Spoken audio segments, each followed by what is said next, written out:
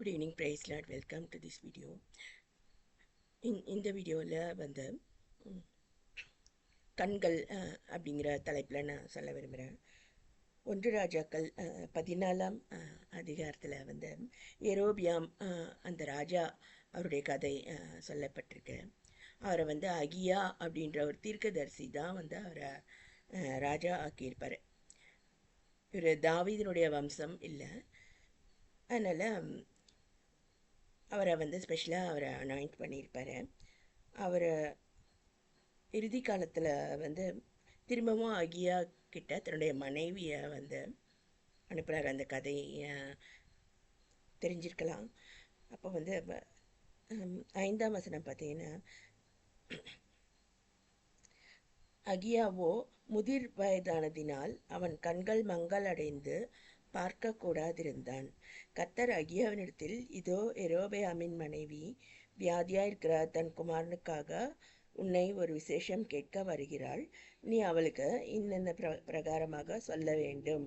அவள் உட்பிரவேசிக்கிற போது தன்னை அந்நிய ஸ்திரீயாக காண்பிப்பாள் என்றார். ஆகையால் வாசற்படிக்குள் பிரவேசிக்கும் அவளுடைய நடையின் சத்தத்தை அகியா கேட்டவுடனே அவன், எரோபெயாமின் மனைவியே, உள்ளே வா, உன்னை அந்நிய ஸ்திரீயாக காண்பிக்கிறது என்ன அப்படின்னு சொல்லிட்டு, எப்பவுமே ராஜாக்கள் ஹிஸ்ட்ரியிலேருந்து நம்ம எப்பவுமே நிறைய கற்றுக்குறோம். ஹிஸ்ட்ரி ரிப்பீட்ஸ் இட் செல்ஃப் அப்படி சொல்லிட்டு இருக்குது. ஸோ இந்த கதையை நான் ஏன் சொல்கிறேன்னா, முக்கியமாக என்னுடைய வீட்டாருக்காக தான் நான் ஜெபிக்கிறேன். அவங்க ரட்சிக்கப்படணும்னு தான் நான் போராடுறேன் அப்படின்னு நிறைய வீடியோஸில் நான் சொல்லியிருக்கேன்.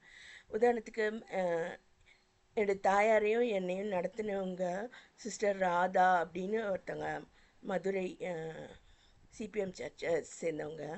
அவங்க வந்து அவங்களுக்கு கண் பார்வை தெரியாது. அதனால தான் இதை நான் சொல்ல வரேன். ஆனால் இந்த கதையில் பார்த்திங்கன்னா, அகியாவும் வந்து கண் பார்வை இல்லாதவனாக இருக்கான். ஆனால் கர்த்தர் வந்து யார் வராங்க, அவங்களுக்கு என்ன சொல்லணும் அப்படின்னு சொல்லிட்டு அகியாவுக்கு சொல்லித்தரதை நம்ம பார்க்கலாம்.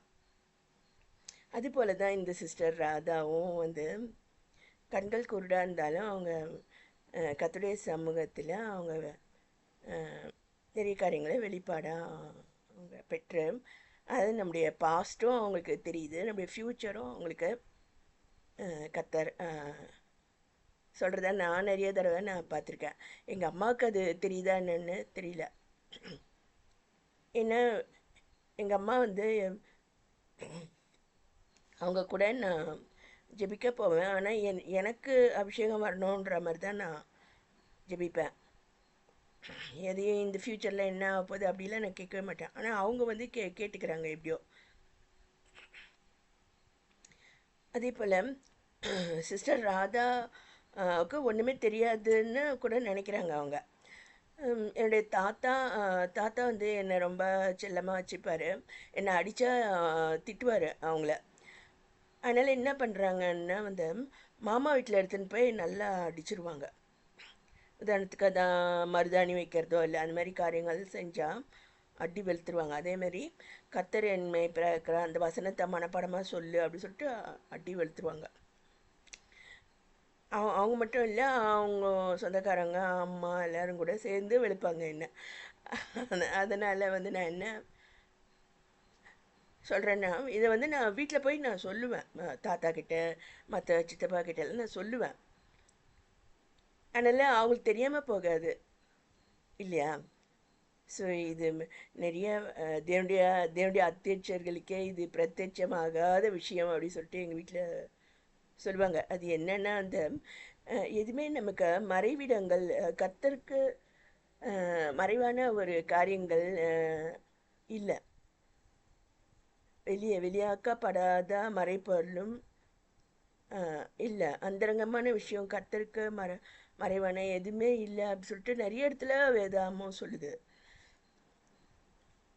அதான் இது நிறைய பேருக்கு தேவனுடைய பிள்ளைகளுக்கு இது வந்து பிரத்யட்சமாகாத ஒரு விஷயமா இருக்குது. யாக்கோபின் தேவன் பாரார், யாக்கோபின் தேவன் கவனியார் அப்படி சொல்லிட்டு நம்ம பல காரியங்களை செஞ்சு நம்ம வந்து அவரை நம்ம துக்கப்படுத்துகிறவங்கள நம்ம இருக்கோம். ஸோ இதனுடைய வெளிச்சம் என்னுடைய வீட்டாருக்கு கிடைக்கணுங்கிறதுக்காக தான் நான் இதை சொல்ல வரேன்.